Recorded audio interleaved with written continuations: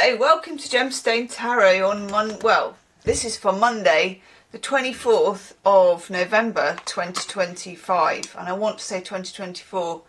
And I've just got back from a outdoor flea market. I know, where it was a little bit nippy, I have to say, rather cold, but quite nice. You know, one of those where there's some street food, and then there was like a really lovely little church as well that was doing that was kind of open. And it went back, so I love a bit of history, Moon in Capricorn.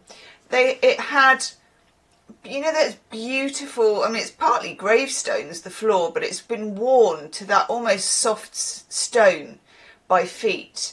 And just, there was like a plaque on the wall, and it had all of the different vicars or whatever, Church of England. And it went back to 1230 something, so it's 13th century. OMG! Had that lovely damp booky church smell as well when I went in. So I went with my sister and my brother because he was down for the weekend. And I bought some funky cards from a little shop, which was really nice. And it was just really, really nice. Very crisp. I love it when it's like this. When it's kind of crisp, but it's cold. You know, we've had, in the UK, we've had these rainy, quite depressing days, which are just very November-y, you know, as Guns N' Roses would say, or did, you know, quite a while ago. So, anywho, I thought I would dig out these bad boys, because we haven't had these for ages, because we've not been in the bedroom.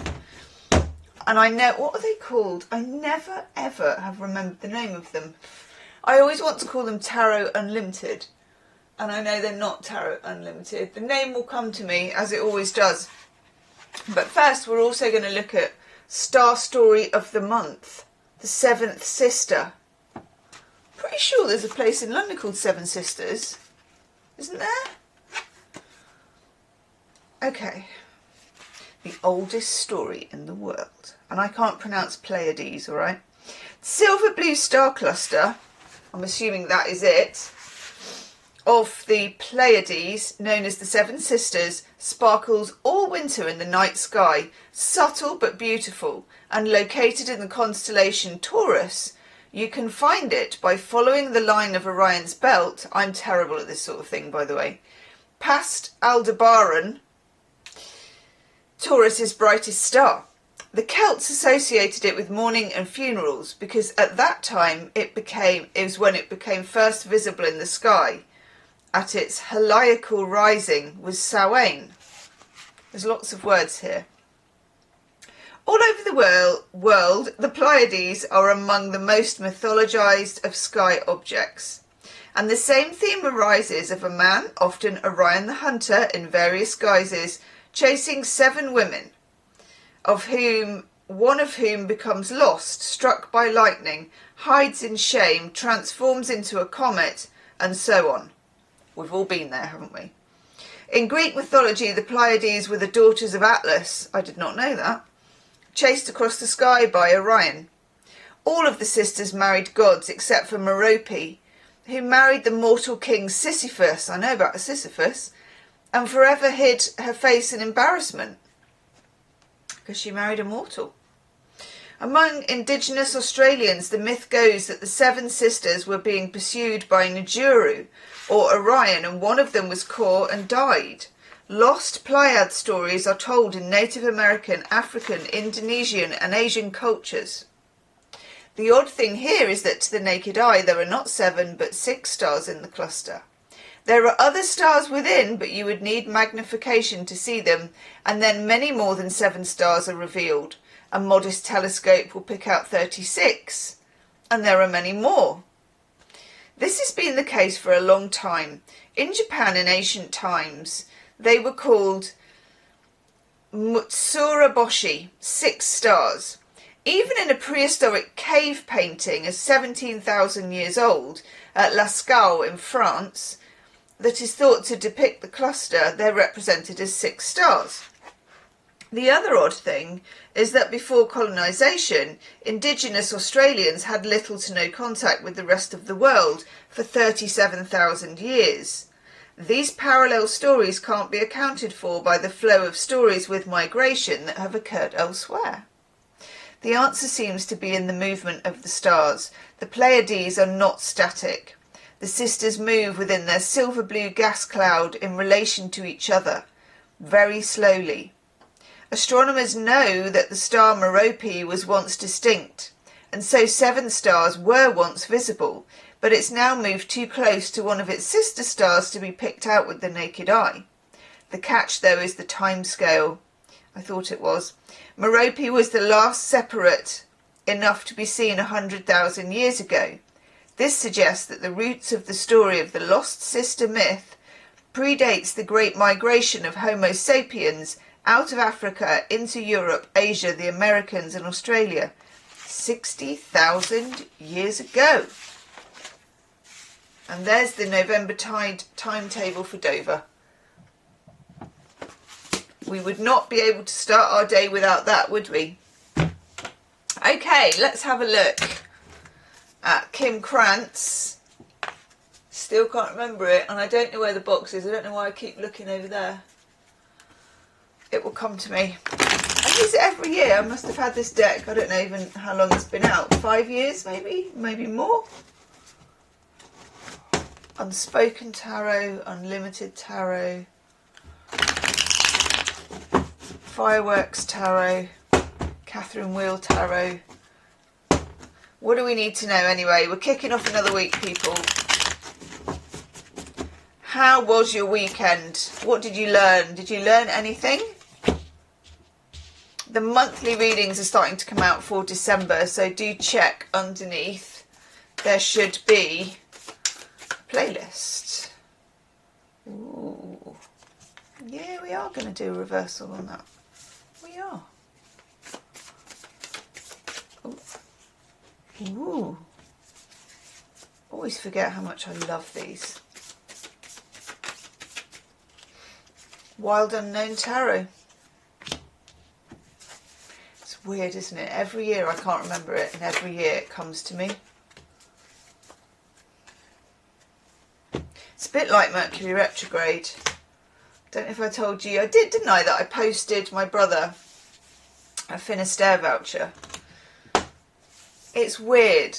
It showed up the other day, and it's because Mercury's retrograde. Things do return. That's quite a nice part of it.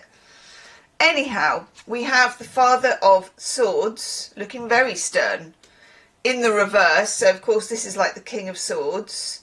Now, there is the wisdom of the owl involved with this, and I want to look at the card that's underneath it. Yeah, Ace of Wands. This is about being prudent and not being driven by desire, passion, fire, all of the exciting stuff that's really nice to be driven by. I know, it's really nice to have that kind of passion and excitement and to be just like, yeah, we'll fly by the seat of our pants. But we're not really in that kind of territory at the moment, unfortunately. So this is about, and sometimes when you get the Father of Swords or the King of Swords in reverse, it can point to dealing with somebody who's a bit self-involved or even a bit narcissistic in some ways. So do watch out for that. But also it's being prudent, being wise, letting your head rule your heart. So if you're feeling like, oh yeah, I must do that, or oh, I feel excited to do that, to buy that, to see that, to say that, check yourself, because the Ace of Wands in reverse, lovely and orange and glowy as it is a card that says, whew, pipe down Nelly. Pipe down Nelly? You know. 10 of Wands.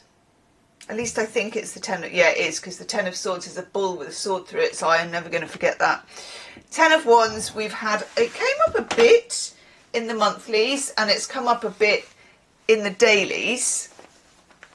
And the 10 of Wands, again, it's just what we carry, it's what we've brought out of Scorpio season, it's what we still carry with Mercury being retrograde in Scorpio. There's still a lot under the surface, there's still a lot in the dark, and I feel like it has to play out, and it hasn't played out yet. So we're keeping a lid on things, we're keeping things tamped down, okay? And then we have the Two of Pentacles. This is a gorgeous Two of Pentacles. Just that pop of colour that you get with Kim Krantz. It's absolute genius. This deck is genius. It just says winter, doesn't it? Jupiter in Capricorn, the Two of Pentacles, thinking about different ways of shifting something, doing something, the way to process something, because the normal way, or any way that involves fantasy, excitement, the shortcuts, they're not at play, because we also have the Moon in reverse, which is a very bringing things down to earth. Here are the facts. You know, you're no longer in the subconscious. It's like, here we are, bringing it down to earth, keeping it real. The Empress in reverse as well. All that feminine elegy, and knowledge. It's more the masculine energy of, what's the word? Calculation, risk calculation. King of Swords in reverse is, you know, I'm going to take a risk, but it's going to be very calculated, or I'm not going to take it at all. And then finally, we've got the Tower in reverse. Love this.